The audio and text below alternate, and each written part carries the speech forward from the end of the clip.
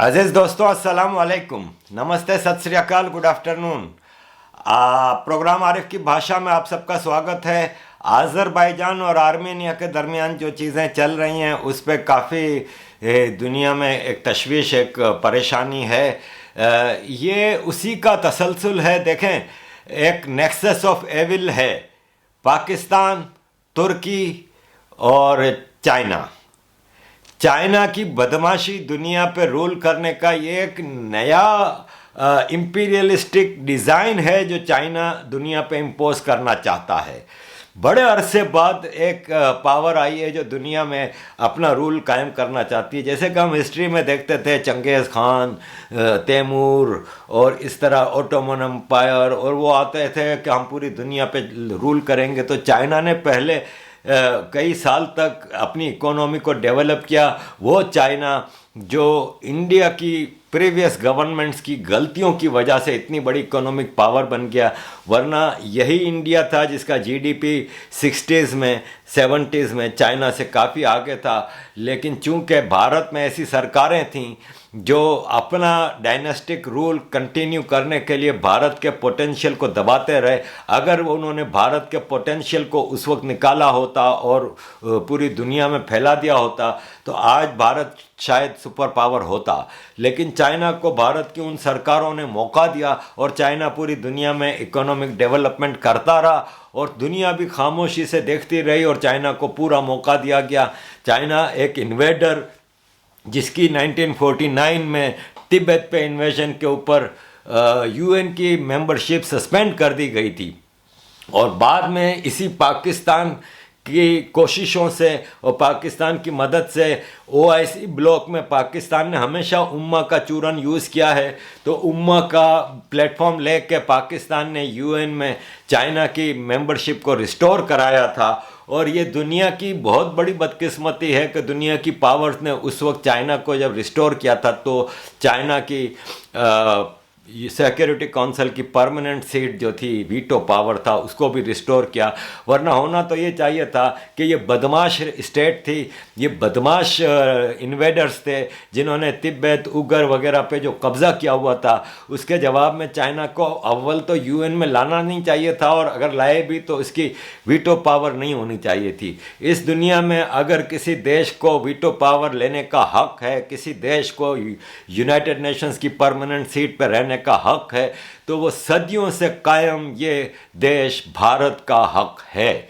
लेकिन ये बदमाशियां चलती रहीं और ये नेक्सस ऑफ इविल जो अब सामने उभर के आया है, जब चाइना खुल के उसकी बिल्ली थैले से बाहर आ गई है और सीपेक के नाम पे जो इन्होंने ड्रामा किया और वन बेल्ट वन रोड करके पूरी दुनिया पे रूल करने का इन्होंने जो ड्रामा किया था, उसमें इन्होंने फिर तुर्की को शामिल किया। और तुर्की एक और बदमाश स्टेट, नॉर्मली तुर्की बदमाश स्टेट नहीं है, लेकिन अच्छी खासी कमाल अतातुर्क ने तुर्की को एक मॉडर्न स्टेट के तौर पे पेश किया था। लेकिन बदकिस्मती कि ये इस्लाम के नाम पे जो ड्रामे होते हैं ना, तो इस्लाम के नाम पे ये तैयब अरबगान आया, अब्दुल्ला गुल आया, पहले मेयरशिप इन्होंने ली इस्तांबुल और अंकारा वगैरह की, और आस्ते आस्ते पूरे तुर्की के लोगों को वही मदरसा एजुकेशन के हवाले से करके तो इस्लाम के नाम पे रूल कर रहे हैं। तो तुर्की एक टेररिस्ट स्टेट बनता जा रहा है। तुर्की पाकिस्तान के नक्शे पे चलना शुरू कर दिया। जो पाकिस्तान की लाइन थी वही तुर्की ने अपनानी शुरू कर दी है।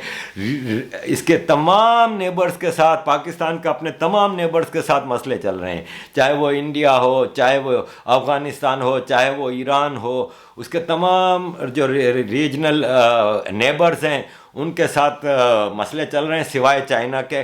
और चाइना भी पाकिस्तान का नेबर नहीं है, क्योंकि चाइना का बॉर्डर कहीं से पाकिस्तान से मिलता नहीं है। गिलगित बल्तिस्तान और पीओके के ज़रिए से चाइना से इसका कनेक्शन बनता है, और गिलगित बल्तिस्तान को भी चाइना के कहने पे पाकिस्तान प्रोविंस डिक्लेयर करने जा रहा है।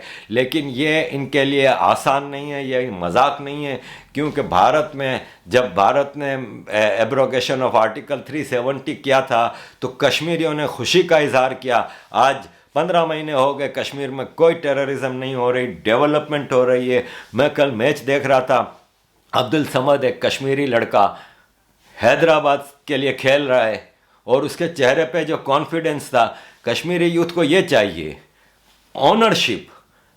इंडिया owns कश्मीरीज और Kashmiris have started owning India. और उसमें फिर आपने देखा कि फारूक अब्दुल्ला जैसे जिन्होंने हमेशा कश्मीरियों को यूज़ किया, कश्मीर कोस को यूज़ किया, कश्मीरी लोगों को हमेशा अपना गुलाम बना के रखने के लिए, वही नेहरू डायनेस्टिक पॉलिटिक्स चली आ रही हैं कश्मीर में भी। जब तक ये सब था तब तक इनके लिए मज़े लूटे हुए थे, लेकिन फिर जब एब्रोगेशन हुआ तो इनकी दुकान बंद हो गई, तो ये चीखना चिल्लाना शुरू हुए। तो कश्मीरी अब उस शिकंजे से निकल आए, उन टेररिस्ट पॉलिटिक्स से निकल आए, क्योंकि ये टेररिस्ट अपीसमेंट की जो पॉलिसी थी कश्मीर में वो ख़त्म हो गई है। तो कश्मीरी आज देख लें, हिंदुस्तान की साउथ से लेकर नॉर्थ, ईस्ट से लेकर वेस्ट तक पूरे हिंदुस्तान की यूनिवर्सिटीज़ में कश्मीरी बच्चे पढ़ रहे हैं, जॉब्स कर रहे हैं, फैले हुए हैं पूरे इंडिया में कश्मीरी, और उनको इक्वल अपॉर्चुनिटीज़ मिल रही है इस भारत देश में। ये भारत देश है जहाँ पे एक से एक टीम में एक से एक मुसलमान लड़का खेल रहा है और एंड फील्स प्राइड। तो ये है जी भारत का असल जो हम चेहरा देखते हैं, जिसमें सबको इक्वल अपॉर्चुनिटीज़ के तौर पे मौके मिलते हैं। और कश्मीर का ये जो अब्दुल समद कल एक फेस सामने आया है, उसके चेहरे पे कॉन्फिडेंस नज़र आता है, उसके चेहरे पे खुशी नज़र आती है। बेशक फॉरेन प्लेयर्स भी, मुझे मैंने कहीं एक जगह बात हो रही थी तो मैंने जब ये कहा तो उन्होंने कहा इसमें क्या हुआ, वहाँ तो डेविड वार्नर भी खेलता है, तो क्या हुआ, वो भी इंडियन हो गया। फ़र्क है, ये अब्दुल समद डेविड वार्नर के लेवल पे तो नहीं है ना उसमें अपने खेलने में, अभी तो उसको अचीव करना है, अभी तो ये नया लड़का है, लेकिन शायद वो डेविड वार्नर से भी ज़्यादा पैसे ले रहा होगा, बिकॉज ही इज़ इंडियन।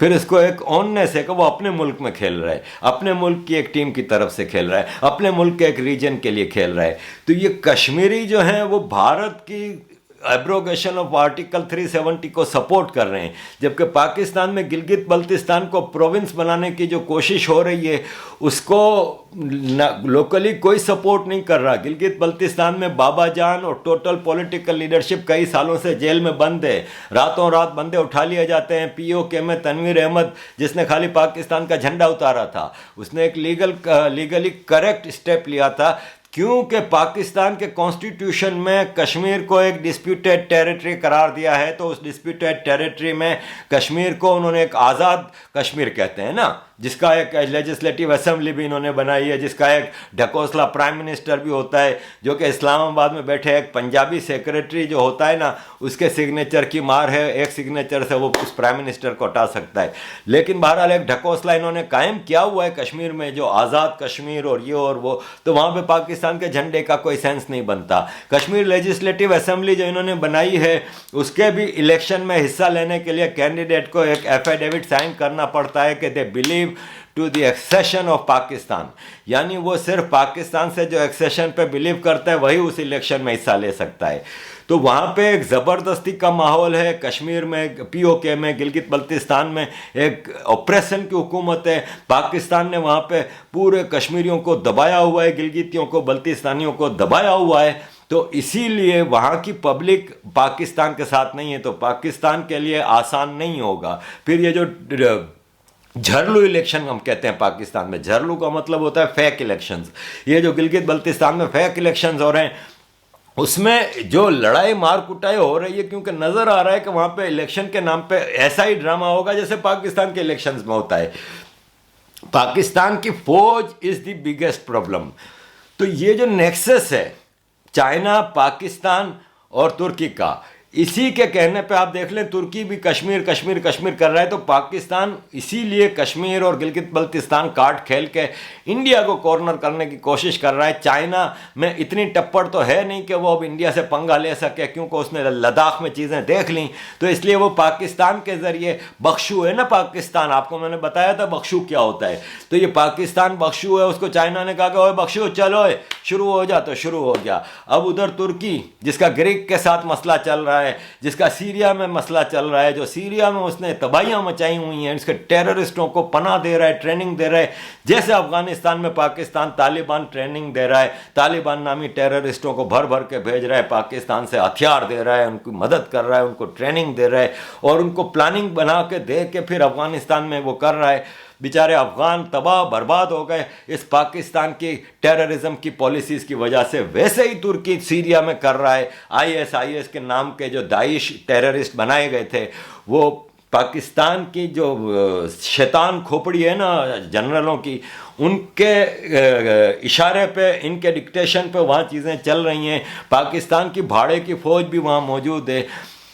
अब इन्होंने एक आज़रबाईजान को की जो इस्लामिक गवर्नमेंट है उसको इंकरेज किया है। आप इनके नक्शे देख लें, तुर्की पाकिस्तान आज़रबाईजान के नक्शे में वही क्रेसेंट और स्टार, हिलाल और सितारा मौजूद है। ये सेम नक्शे पे आज़रबाईजान को ले आए कि वो इलाका जो कि कंट्रोवर्शियल था, जो कि अगर आप हिस्ट्री में जाएं तो 1917 में जब रशिया में रिवॉल्यूशन आया, लेनिन रिवॉल्यूशन लेके आया, तो ये आज़ाद रियासतें थीं, रशियन एम्पायर से आज़ाद हो गई थी 1917 में। आज़रबाईजान और आर्मेनिया ये 3 साल तक आपस में लड़ती रहीं इस एक छोटे से रीजन के लिए जिस पे आज वापस जंग शुरू हुई है। फिर 1921 में लेनिन ने टेक ओवर कर लिया और इनको annexation to Soviet Union republic में शामिल कर लिया, मुख्तलिफ रियासतों को, Tajikistan, Uzbekistan, Azerbaijan, Armenia, Georgia और ऐसी 17 तकरीबन रियासतों को इन्होंने शामिल किया था जब सोवियत यूनियन में। तो ज़ाहिर है फिर वो एक कम्युनिस्टों की हुकूमत थी जिसमें कोई आज़ादी नहीं थी, कोई नहीं थी, तो ये सब ग़ुलामी की ज़िंदगी बसर कर रहे थे। फिर जब 90s में आके आज़ादी मिली इनको और सोवियत यूनियन का जो कोलैप्स हुआ तो आज़ादी मिली, तो फिर इनकी जंग हुई और फिर 1994 में इनका एक सीज़ फायर एग्रीमेंट हुआ जो चल रहा था। और जो डिस्प्यूटेड रीजन है कश्मीर की तरह का, इन्होंने भी एक रीजन वहाँ पे छोड़ा हुआ था, वो रीजन पे ये लोगों को कोई जंग नहीं हुई।